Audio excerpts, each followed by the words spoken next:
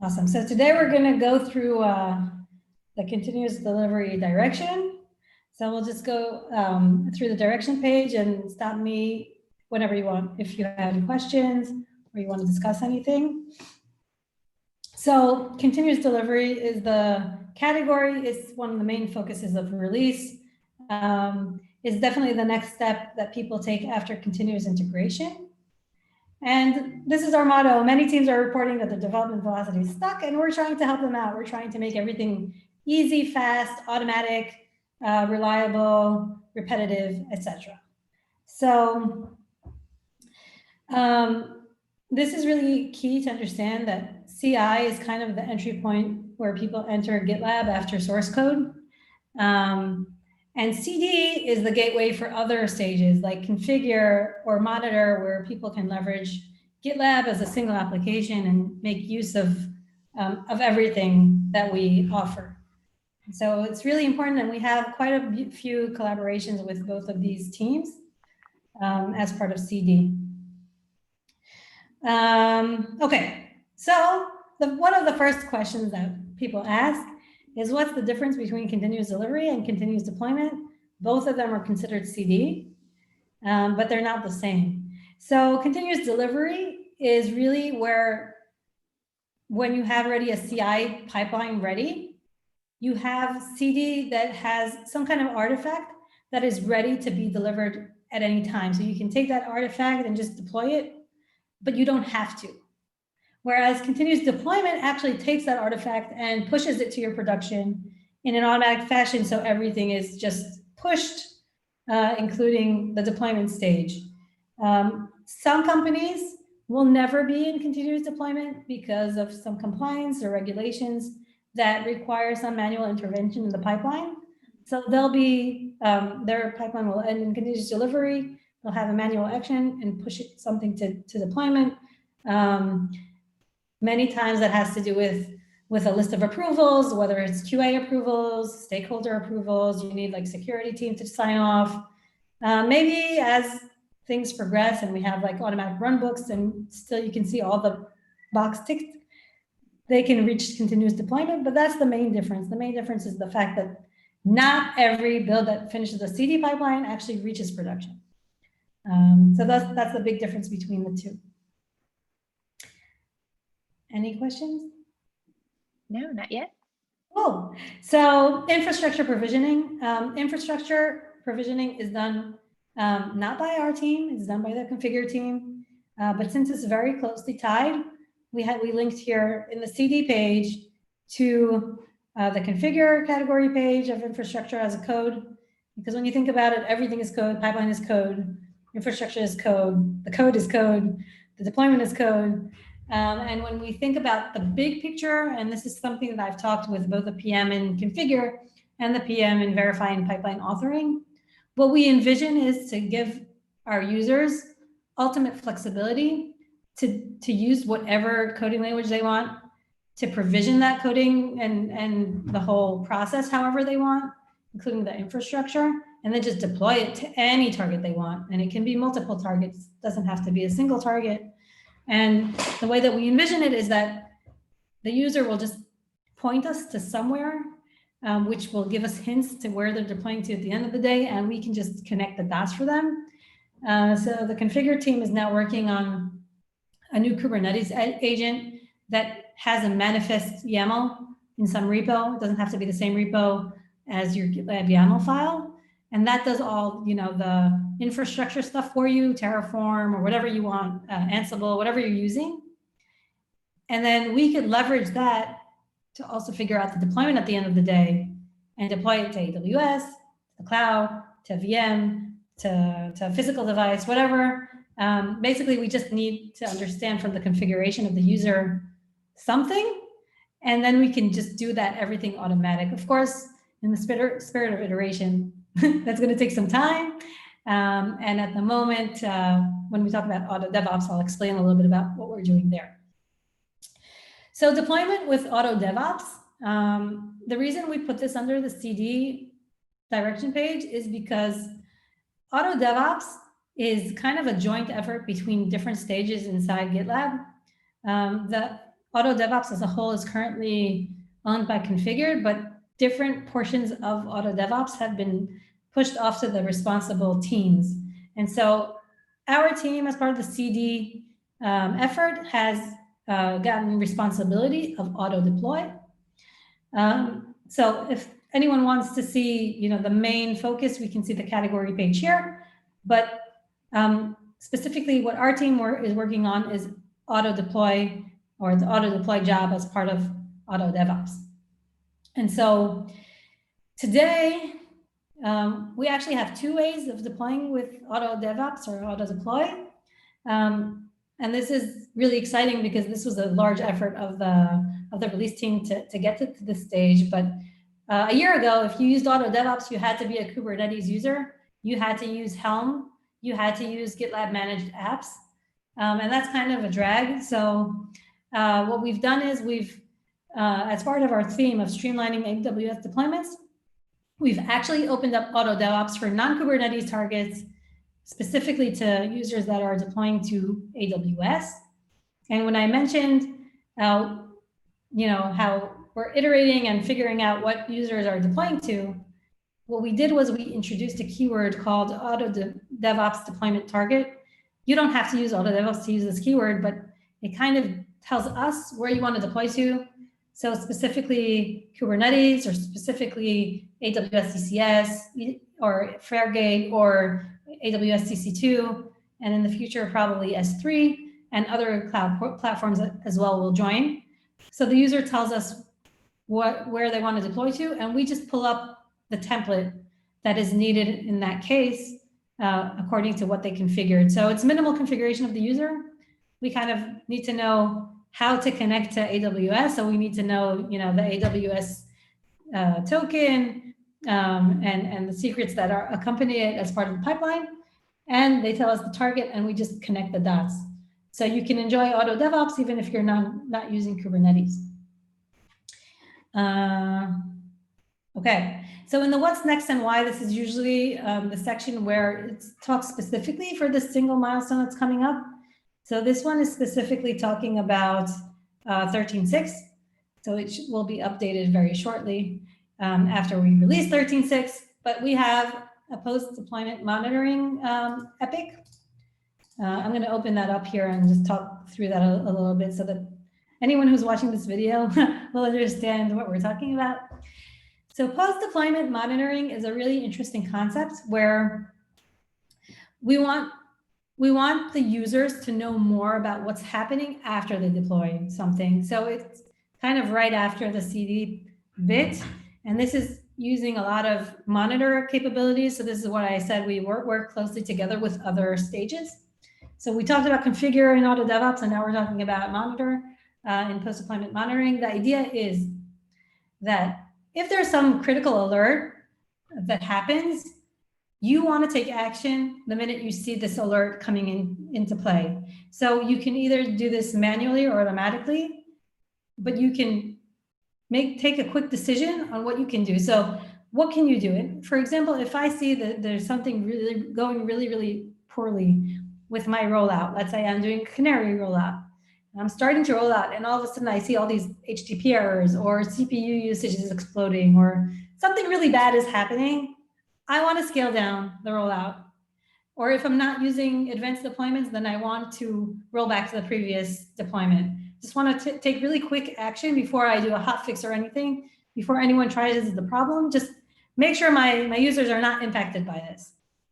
So the idea is that we connect alerts to our environments and to the deployments so that the SREs and the developers know what's going on, and they can do that. So manually would be, actually rolling back or changing the YAML to scale down, or automatically, and that's actually what's coming up in this milestone 13.6. We're introducing the concept of automatic rollback. In case a critical alert appears in your system, it will automatically roll back to the last known successful deployment. So this is really exciting because anyone who got woken up at 3 in the morning because some production problem is going to appreciate the fact that at least the system takes care of the problem in the first place. And then it kind of gives you time to breathe and figure out what the actual problem is and then fix it and try the deployment again. Of course, this doesn't solve 100% of the problems, but it's a really, really good start. So this is the epic. So I'm going to talk about the vision, and then we'll talk about individual issues. So the idea is here we see a deploy board, but this is not dedicated only to Kubernetes users. This is also available on the environment page. So even if you're not a Kubernetes user, you can use it. In case you see some kind of error, you see error rate exceeded whatever your threshold is, this appears now on the deploy board and you can take action. Here you can already see a rollback that happened with a commit shot. So you have also the information for compliance or for audit log capabilities. Or if you want to do it manually, you can, press abort or roll back manually, and that will just do that same thing in case you see some kind of error on the board. And then in terms of the merge request, you would see there was a deploy to production, but there was a rollback. The reason there was a rollback was because there was an error, and this was the commit that rolled back. So that's like the big vision. That's not yet where we're at, but that's where we're heading. So in this, we're making a lot of progress here, and you can see the first iteration that we did here was to actually show these alerts on the alert page. So this is what it looks like. You can now see the severity of the alert and the alert itself. And when you click view details, it opens up to the alert itself. That was the first thing. So first of all, just let you know something's wrong. And also monitor in parallel to us, they added the capabilities to get these alerts in Slack. So if you're an SRE, you might not be looking at the environment page. You may be looking just in Slack to check out you got a notification, you need to do something about it. And so the next iteration that we did was in the previous milestone, and that was adding the link to the environment to the alert, because sometimes you get a lot of alerts and you have a lot of environments, and it's really hard to differentiate what's coming from where. So if you want to take action on something, it's important that you know this is production, this is non-production. And then when you click on this, it takes you one step closer to the deployment page, where you can press redeploy, which is actually rollbacking, doing a rollback. So it's just cutting some steps along the way and making it easier for anyone that wants to take action to actually do so by clicking on environment and then from environment to the deployments. At some point, we will click directly to the deployments, but we'll get there. And in this milestone, as I mentioned, we're working on this automatic rollback in case of failure.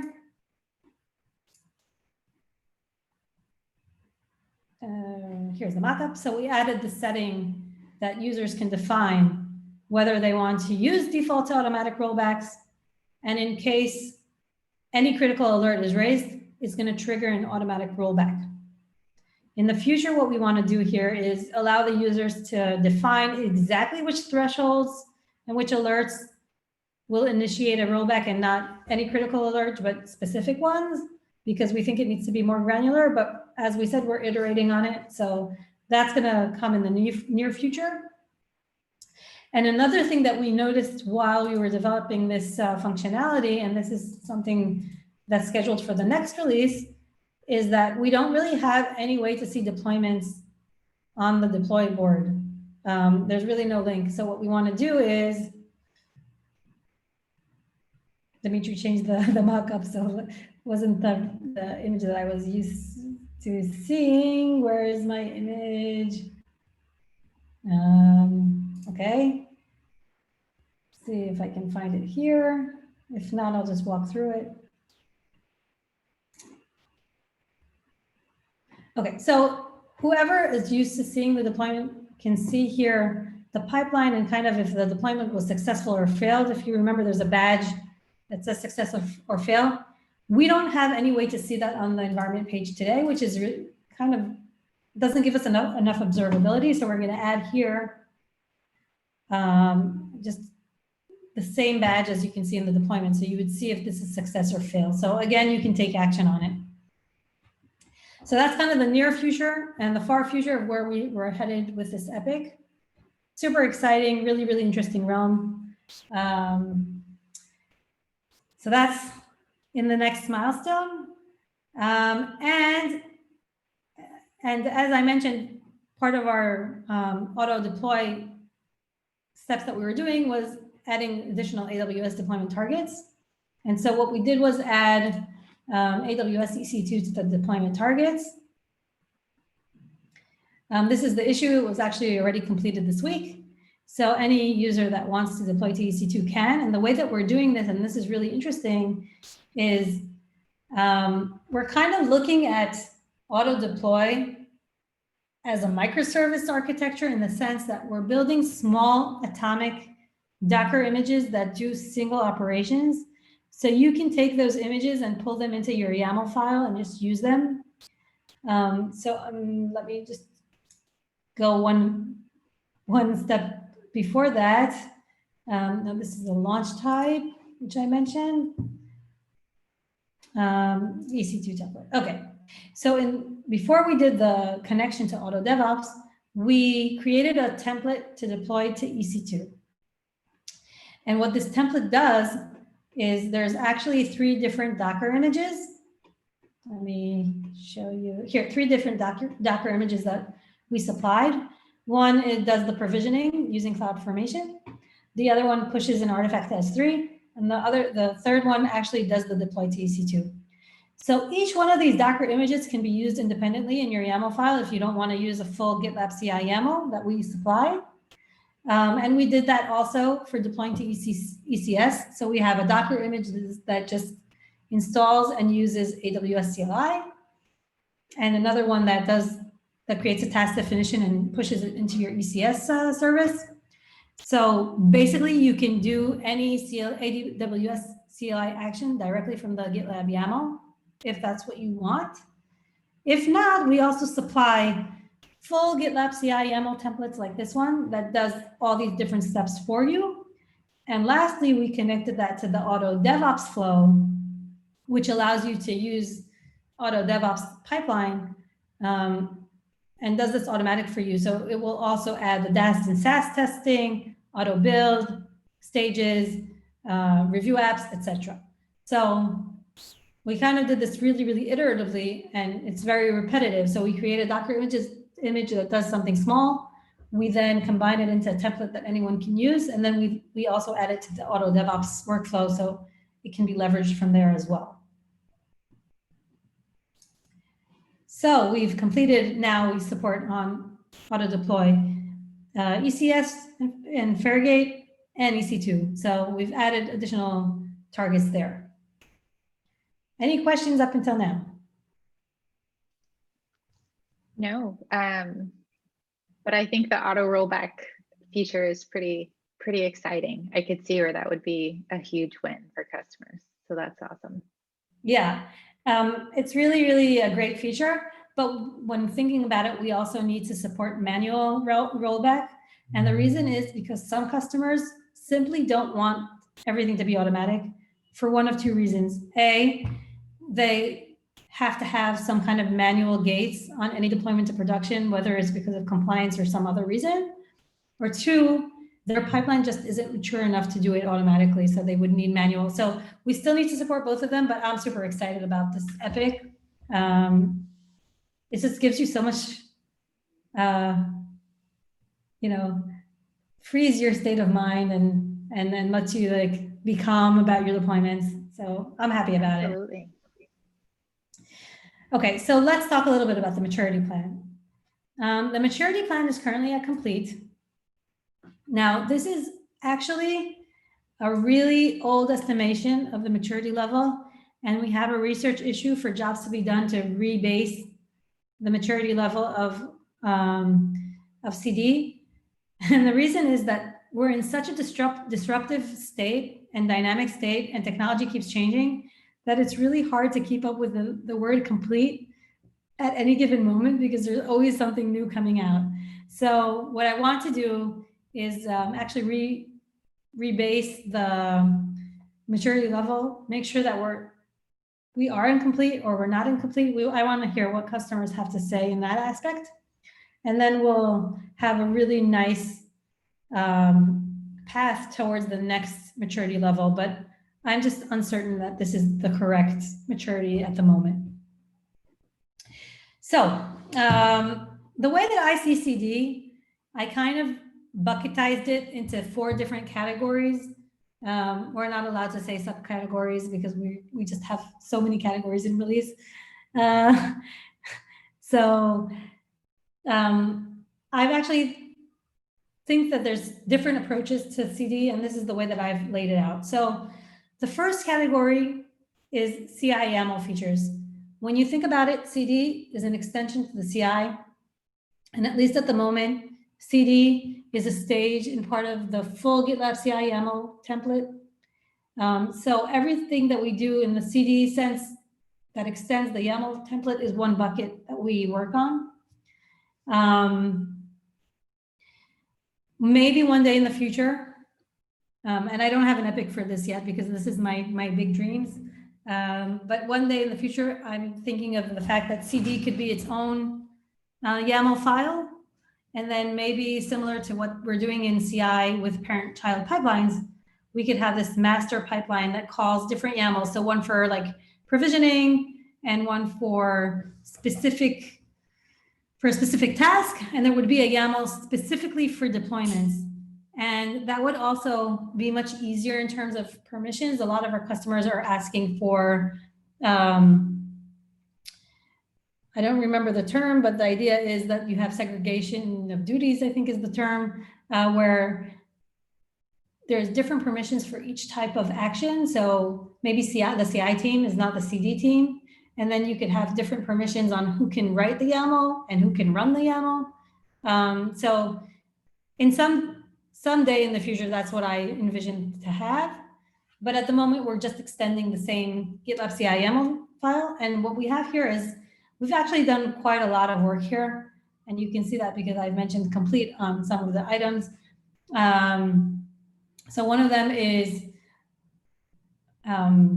we call this resource group instead of this very complicated limit pipeline for semaphores. We call it resource group. So imagine that you are deploying to a physical device. Let's say you're deploying to a mobile phone. And if you have many deployments at the same time, they override each other. So I'll give you an example from my previous job. The QA team had to clear cache of a mobile phone before inserting new data because the old data would skew the test. And so if you were having multiple deployments doing that and clearing the cache of the mobile phone at the same time, it will kind of mess up your tests. So it's important to limit that. Sometimes it's really important to limit that. And then a lot of our customers were asking for such a solution. And so we created this concept of resource groups, which is a keyword that you add to the YAML file. And then that is locked. That specific resource group is locked until the job is complete and is given a flag of unlocking it. And that makes sure that only one consecutive deployment is done at any given time. Now, there's a lot of extensions that we can do there. So at the moment, it's, as we're talking about iterations, first of all, it's hard-coded to 1 at the moment. And second of all, this is done on the project level. So if many projects are deploying at the same time to the same resource group, they can't really use it. So that's one thing that we've been asked to do, a group level resource group.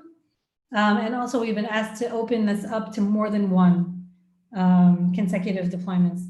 So there's quite a few requests around that. Group deploy tokens is another one. Allow only forward deployments is something that we added. What would happen was sometimes you have slow deployments and fast deployments. And sometimes an old deployment took really, really a long time to deploy, and it would override a fast newer deployment. And so you would be left with an older deployment after the newer deployment, which was really bad. So we enforced this way that if there's a slow deployment, we would ignore it and just remain with the newer ones.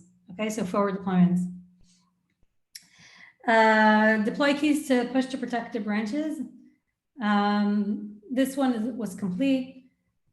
It's kind of self-explanatory. Group deploy keys. So a lot of group actions that were asked because everything that we did was usually on the project level, and also in the release management side, there was a lot of things to bring to the group level. It's a group effort, and I think we're going to see more of that.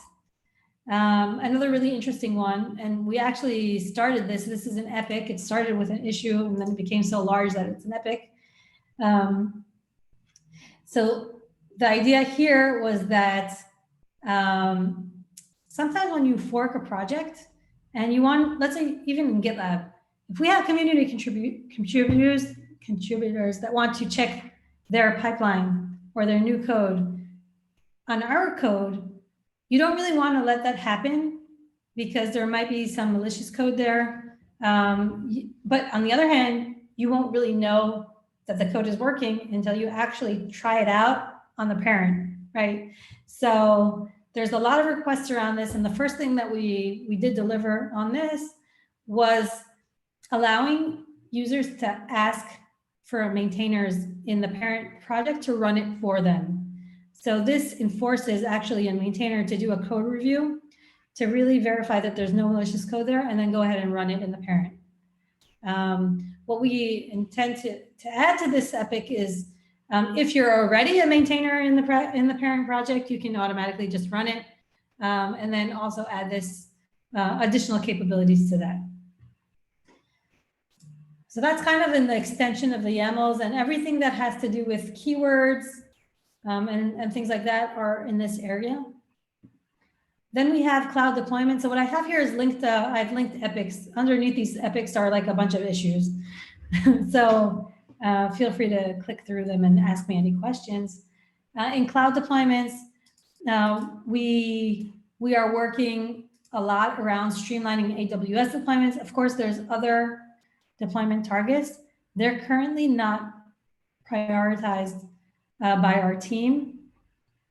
What I am going to do is I'm actually writing a blog post about what we did in AWS and really inviting the community to contribute for other cloud providers that they wish to see there as well in a similar fashion. So creating these Docker images that can be used and then templates, and then we can connect it to Auto DevOps. So I think that blog post will probably be published early December, and we can, and it maps out everything that we did in terms of AWS, but there's still quite a ways to go in terms of our streamlining to AWS. So I mentioned that we have, we've added the templates, and we've added some things to Auto DevOps, and we've added these images, but there's also other things that that we want to do. So for example, success codes and stuff like that, we want to bring them into the GitLab logs. We want to make it as easy as users as possible to stay within GitLab and not have to juggle around between different tools to figure out if their deployment was successful. So we want to bring that information inside and inside GitLab, inside the GitLab logs, make it easier for users to understand when something goes wrong and they need to fix the code. Also kind of some validation stuff.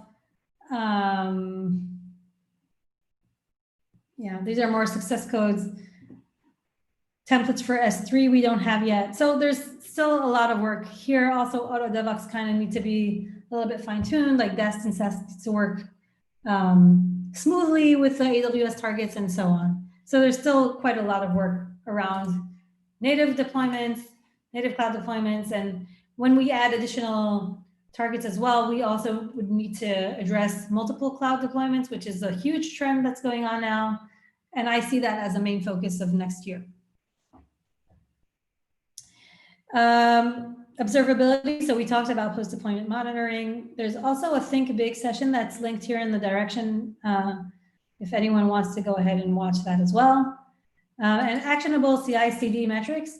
I actually think this is a really bad link because I'm going to replace this with the Dora 4 metrics epic instead of this one, because I think it's just better laid out. So I'll just say a few words about DORA 4, and I will make a note for myself to update this as the direction page. So DORA 4 metrics is one of this is already a industry standard. People want to know that their investment in DevOps is working out, and they want to know that they're improving over time.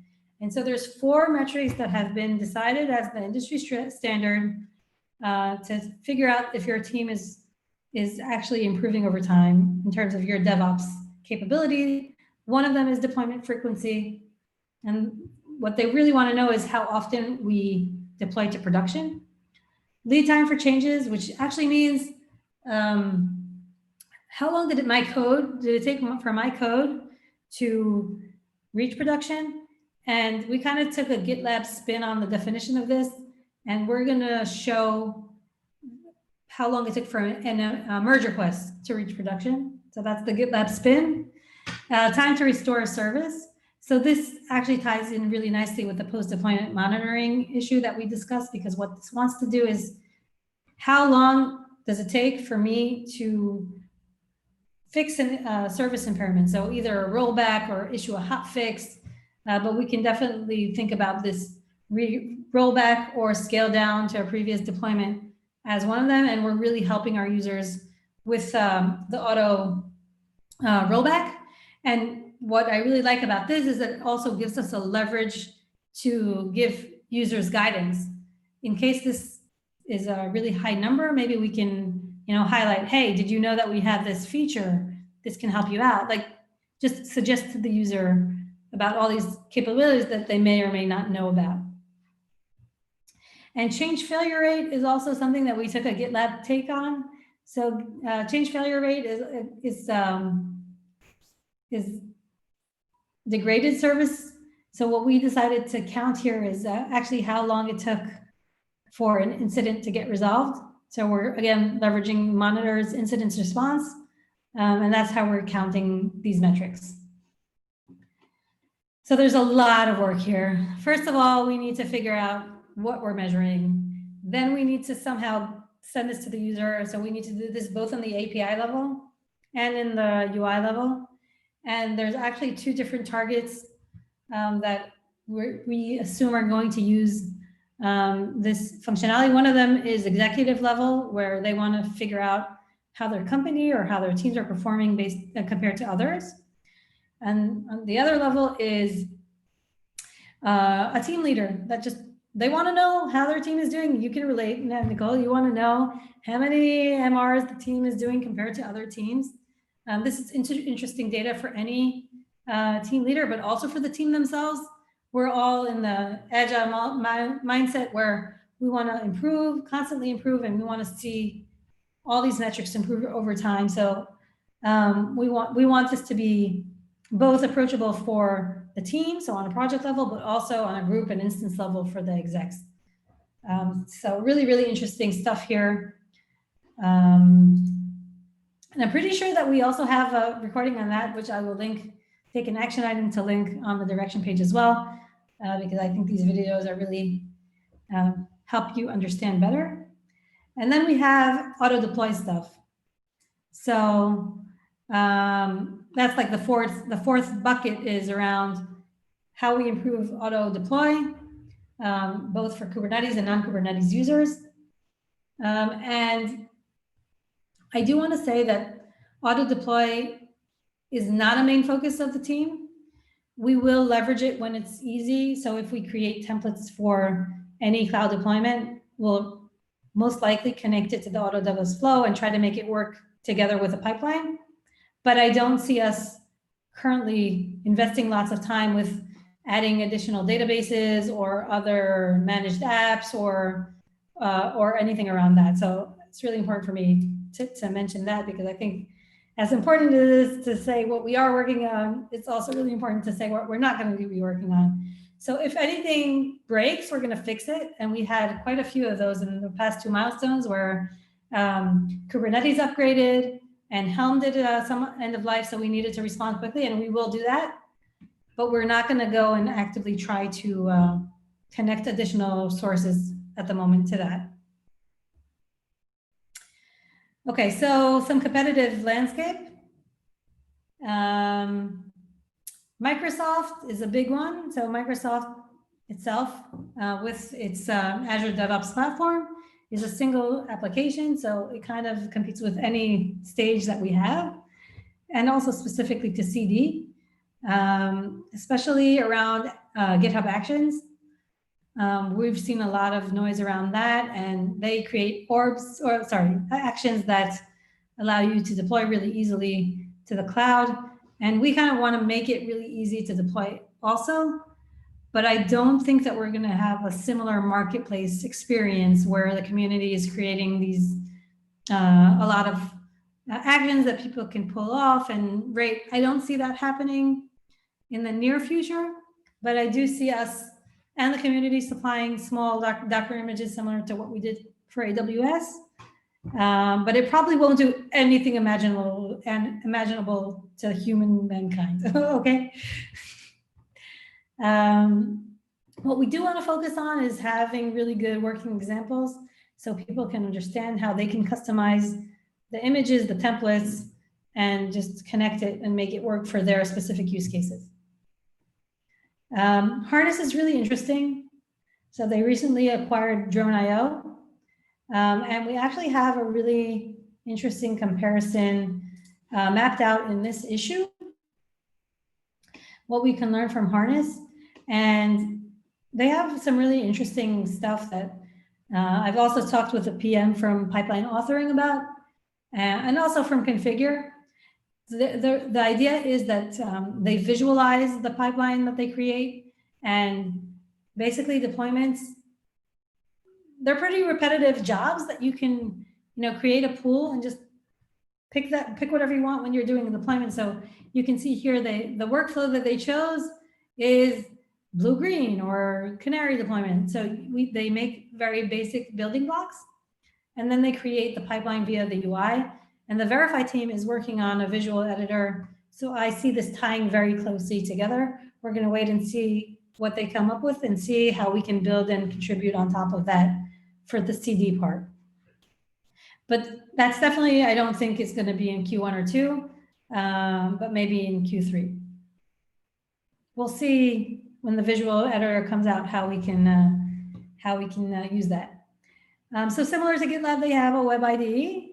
But what's really interesting is how they show the pipeline view. And this is something that I think we will have inspiration. I currently don't have any issues opened up on it, but it's definitely in my head. So the way that their pipeline looks, you can actually go and see inside the specific job, which is more granular view than we have today. And what I really like is that they show the logs directly in the same page. So today we have different tabs and you kind of you lose the context. And here it's just given to you. So that's something that I really liked. And you can also get to the analytics section from that same page and understand what's going on. And we kind of have all this data, but they're scattered around GitLab. So I think consolidating it would be really helpful for our users. And then the concept is really the same. They have it's cookie cutter for any CD pipeline. You have the deploy, you have a verify, the deployment is fine, and then you have a cleanup stage. So these are things that are really nice, and I think we would probably have a lot to learn in that sense. And then Spinnaker, there's a nice comparison in this issue. Spinnaker, not this one. This is a specific one. Maybe it's this one. Yeah, so what we can learn from Spinnaker, and similar to the other ones, you can see a lot of screenshots here on what it looks like in Spinnaker. And there's a lot of things, again, that we do support. So here you can see a deploy freeze. So they added deploy freeze to the pipeline, and you can see whether or not you can deploy at this time. And sometimes there's a manual override. As you can see here, continue with deployment. You have a manual judgment. Everything gets logged to an audit log.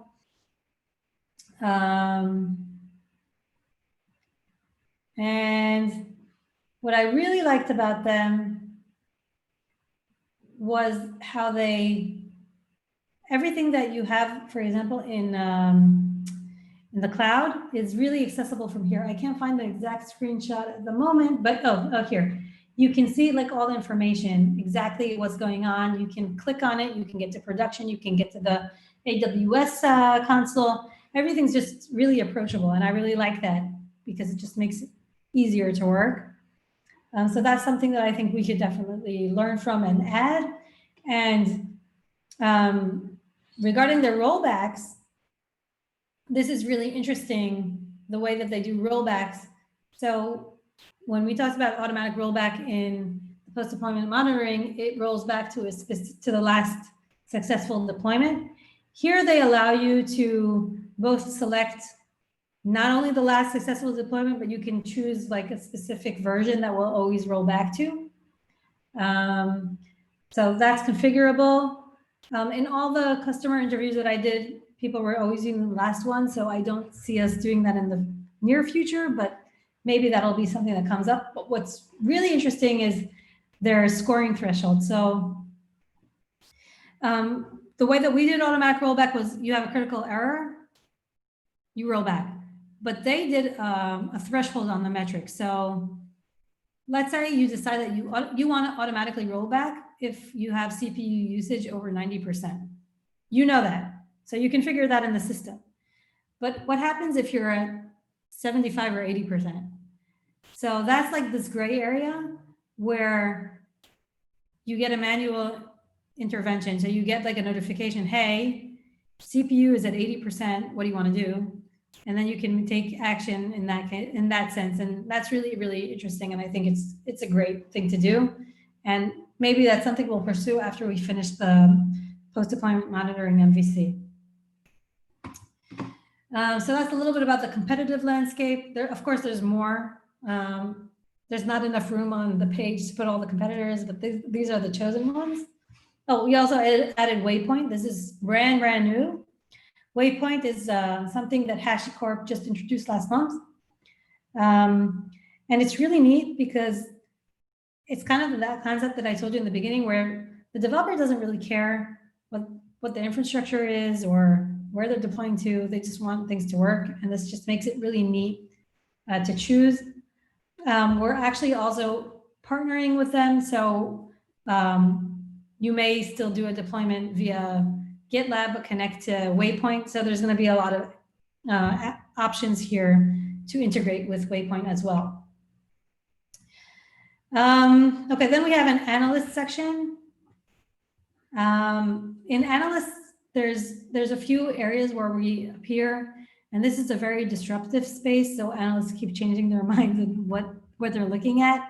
But we were mentioned as in the CDRA wave as strong performers, which was great because it was a huge leap from the previous analyst report that we had. And also progressive delivery in itself has analysts that are focused just on that area. But as we have a combined release team now, I think that this is all going together, release orchestration together with automation and continuous delivery. They all tie in really nicely together. And I think we'll have a really nice story to tell to analysts.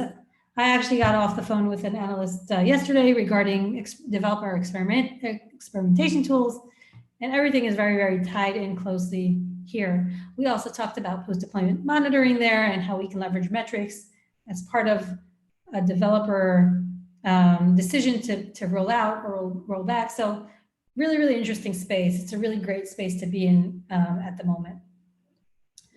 Okay, I talked a lot. Let's talk about our top issues. So top customer success issue, we have the ability to, sorry, go ahead. No, that's okay. Just before we move off of that, with regards to competition, if you had to like put a tabular type of feature comparison between GitLab and the competitors, where would you kind of say we're leading, and then where would you say we're kind of catching up? Well, that's a great question. So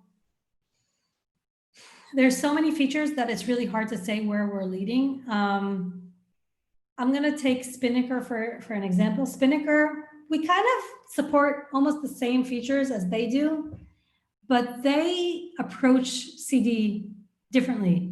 They approach it as a first-class citizen, whereas we're like another stage in the CI/YAML. And so it's a different approach in that everything is super accessible. It's really easy to do stuff. There's a lot of observability. The mindset is totally different. So I think in that sense, they have a better approach. And you know, GitLab is a leader in CI. I think we still have to figure out the CD portion. I'm pretty sure that people would prefer to have one tool to manage everything. If you're already building your CI pipeline, why not do your CD pipeline? But we have to make it super easy and accessible to do all these things. So today, for example, deploying to the cloud, you have to be super technical. You have to really know what you're doing. If you're just getting started, I don't think it's easy enough. So we need to make a lot of improvements there. Also Spinnaker. I don't know how familiar you are with it, but it's a Netscape tool. They built it internally, and then they saw that it went really well, and so they decided to sell it also as an external tool. And when you think about it, Netflix does an amazing job in DevOps. Think about the amount of deployments they have, their geographical spread, the amount of experiments they're doing at any given time. They're just doing an amazing job, and they built this tool for them. So a lot of customers are looking at them and saying, wow, Netflix has a really complex architecture. If this is working for them, this will probably work for my simple application, right? So there's also that notion. And they also have like fun, cool stuff. So blue-green deployments in Spinnaker are called red and black because those are the Netflix colors. So they also like made it their own. So there's that. See, I also have another fan here. But like Microsoft, first of all, GitHub Actions is really powerful, and you can really find a lot of actions there that you don't have to create from scratch, where in GitLab, we don't have that many options. But also I think Microsoft, as an offering to enterprises, for example, they come in with really compelling pricing options. So they can tell you, here, take Azure DevOps for free if you sign up for 1,000 users on Microsoft 365, right? So they have these bundling opportunities because they have so many products that that is just really compelling in terms of price that the user have to pay at the end of the day. Or I've heard that they also like give you free storage on Azure if you're a large enough customer. So this, in the end of the day, is worth money, right? So it's kind of a different approaches in that sense. Got it. That makes sense. So not necessarily looking to lead in the competitive space, but more so be able to make a compelling reason for our CI customers to have an easy deployment with the same tool set. Is that at least for short term? Does that sound right? Also, Microsoft bought GitHub, and GitHub is like a tool. So you know, there's some places where I'm not sure that like you're going to get a killer feature and that's going to move people over. But if we make the experience great and easy, that's where we'll get the customers. Great, thank you. Great. So top customer issues we have around the automatic halt, rollback, and deployment. We talked about that, so I'm going to skip that. Top customer issue had to do with deploy keys.